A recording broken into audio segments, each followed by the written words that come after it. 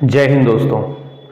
तो आज के इस वीडियो में क्लास 12th की जो पहली पोयम है आपकी, जिसका नाम है माई मदर एट 66, इसका हिंदी अनुवाद इस पार्ट में आएगा और अगले पार्ट में इसके क्वेश्चन आंसर आएंगे। यानी कि एक वीडियो में सिर्फ एक चीज़ होगी, इसमें आपका हिंदी अनुवाद और अगले पार्ट में आपको इसके क्वेश्चन आंसर मिल जाएंगे। तो पहली पोयम है आपकी माई मदर एट 66, यानी कि मेरी माँ 66 साल की। कमला दास इसकी लेखिका हैं। कमला दास केरला में पैदा हुई थी 1934 में, 1934 में इनका जन्म हुआ था। और इनकी जो खासियत है लिखने की वो ये है कि ये गहराई से जीवन को ऑब्जर्व करती हैं, गहराई से जिंदगी को समझती हैं और जो सच्चाई अपने आसपास देखती हैं उसी सच्चाई को ये अपनी कविताओं के जरिए कहने की कोशिश करती हैं। तो ये जो पोयम इन्होंने लिखी है जिसका नाम है माई मदर एट 66, ये इन्होंने अपनी ही छोटी सी एक कविता लिखी है अपने ही बारे में। वो बताती हैं कि मैं एक बार अपने घर से कोचीन एयरपोर्ट को जा रही थी और मेरी माँ जो बूढ़ी है, जिसकी उम्र 66 साल की है लगभग, इसलिए इन्होंने इस कविता का नाम माई मदर एट 66 भी रखा है। तो वो मेरी पास वाली सीट पर बैठी थी और मैं कार आराम से चला रही थी। जाते जाते हुए मैंने अपनी माँ की तरफ मुड़कर देखा तो वो ऊँग रही थी। खिड़की से हवा लग रही थी तो उसकी जो माँ थी वो सोने लगी, उसको हल्की से नींद आ गई, तो उसका मुंह थोड़ा खुला रह गया, आंखें आधी बंद हो गई थी। लेकिन वो कहती है कि तभी मैंने अचानक फिर खिड़की के बाहर देखना शुरू किया और मैंने देखा कि सड़क के किनारे जो घर बने हुए थे वहां से छोटे छोटे बच्चे बाहर निकल रहे थे, दौड़ रहे थे। जो सड़क के किनारे पेड़ लगे हुए थे वो पीछे की तरफ दौड़ते हुए दिखाई दे रहे थे।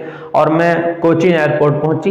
एयरपोर्ट पहुंचने के बाद सिक्योरिटी ने मेरे सामान की जांच की और मैं गेट से अंदर गई। मेरी माँ बाहर खड़ी रही और मैंने अपनी माँ की तरफ फिर से देखा तो उसका चेहरा मुरझाया हुआ था, पीला सा था और कमज़ोर सा वो लग रहा था। साथ ही में उसने कहा कि मुझे लगा मेरी माँ का चेहरा ठीक वैसे ही हो गया था जैसे देर रात में, सर्दियों के मौसम में क्या होता है कि देर रात में सर्दियों का जो चांद होता है वो हल्का धुंधला हो जाता है क्योंकि मौसम में कोहरा होता है, धुंध होती है। तो दोनों की तुलना की है उसने कहा है कि मेरी माँ का चेहरा ठीक उसी तरह हो गया था जैसे देर रात में सर्दियों का चांद दिखाई पड़ता है।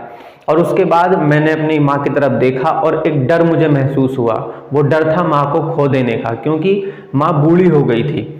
पता नहीं मैं जब वापस आऊं तो शायद माँ को जिंदा पाऊं ना पाऊं, ये डर उसके मन में आया। और वो कहती है कि मुझे बचपन वाला डर महसूस हुआ, क्योंकि बचपन में जब बच्चा छोटा होता है तो जब कभी वो कहीं गुम हो जाता है या माँ कहीं को चली जाती है तो वो परेशान हो जाता है, चीखना चिल्लाना शुरू कर देता है। तो वो एक डर होता है माँ को खो देने का। तो हम कितने ही बड़े हो जाएं लेकिन हमें हमेशा अपने माँ बाप को खोने का डर लगा ही रहता है। तो वो कहती है कि मुझे वो बचपन का डर महसूस हुआ और मैं सिर्फ मुस्कुराई और मैंने अपनी अम्मा से कहा, अपनी मम्मी से कहा कि अम्मा सी यू सून, मैं तुम्हें जल्दी ही देखूंगी। तो ये कविता है इस कहानी की। अब होता क्या है, देखिए कविताएं जो होती हैं वो एक ऐसा लिखावट का रूप है जिसके अंदर कम शब्दों में ज़्यादा बात कहने की कोशिश की जाती है। कविता इतनी ही है जितनी मैंने अभी आपको बताई, लेकिन इसके कुछ अर्थ और भी निकलते हैं। कुछ अर्थ ये निकलते हैं कि कविताओं में कम शब्दों में बड़ी बात कहने की कोशिश की गई। तो माँ बाप हमारे जीवन में कितनी ज़्यादा अहमियत रखते हैं ये इस कविता में दिखाने की कोशिश की है लेखिका ने। और हम चाहे कितने ही बड़े हो जाएं लेकिन हम हमेशा अपने माँ बाप के लिए बच्चे ही रहेंगे और वे हमारे लिए वो दौलत हैं, वो कीमती खजाना है जिसको खो देने का डर हमें हमेशा बना रहेगा। भले ही किन्हीं बातों पर हमारा उनसे झगड़ा होता रहे, मतभेद होता रहे, लेकिन फिर भी हम जब भी कभी परेशान होंगे तो हमारी नज़र सिर्फ हमारे माँ बाप की तरफ ही जाती है। और माँ की तरफ इसलिए जाती है पहले क्योंकि माँ 9 महीने कोख में रखती है, तो एक अटैचमेंट रहता है माँ से सबसे ज़्यादा। तो इसलिए लेखिका ने यहाँ माँ को लिया है कि माई मदर एट 66। अब 66 साल का क्यों कहा है उसने, तो वो कुछ और भी कह सकती हैं, ऐसा कुछ है नहीं। तो उसकी माँ उस समय जिस उम्र में रही होगी तो उसने उसी उम्र को इस कहानी में लिखने की कोशिश की है, क्योंकि 66 साल एक ऐसी उम्र होती है जिसमें हम ऐसा मानते हैं कि एक इंसान की जो उम्र होती है वो 60 से 80 के आसपास चलती है और उसके बाद आदमी की डेथ हो जाती है। तो उसी डर है कि कहीं उसकी माँ मर ना जाए। और इस कहानी में ये भी कहने की कोशिश की गई है कि हम उनसे नहीं कह पाते हैं, हम अपने माँ बाप से हर बात नहीं शेयर कर पाते हैं, क्योंकि वो कह रही है कि लास्ट में वो कहती है कि मैं सिर्फ मुस्कुराई और मैंने अपनी अम्मा से कहा कि मैं तुम्हें जल्दी देखूंगी, तो वो कह नहीं पा रही है, उसके मन में वो डर है कि कहीं ऐसा ना हो कि मैं तुम्हें दोबारा न देखूं, तो वो अपना डर छुपाने की भी कोशिश कर रही है। तो यहाँ माँ और बेटी के बीच में जो एक रिश्ता होता है, एक रिश्ते की जो समझ होती है, वो यहाँ पे दिखाने की कोशिश की गई है।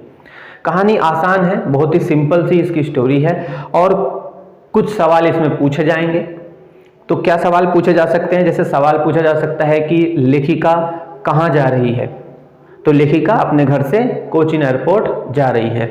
उसके पास में कौन बैठा हुआ है, तो उसकी बूढ़ी माँ उसके पास में बैठी हुई है, ये क्वेश्चन पूछा जा सकता है। साथ में ये पूछा जा सकता है कि माँ का जो चेहरा है या माँ की जो तुलना है वो सर्दियों के देर रात के चांद से क्यों की गई है। तो दोनों लगभग सेम ही होते हैं, क्योंकि बुढ़ापे में चेहरे पर झुर्रियाँ आ जाती हैं, चेहरे की चमक चली जाती है, ऊर्जा खत्म होने लगती है जीवन की।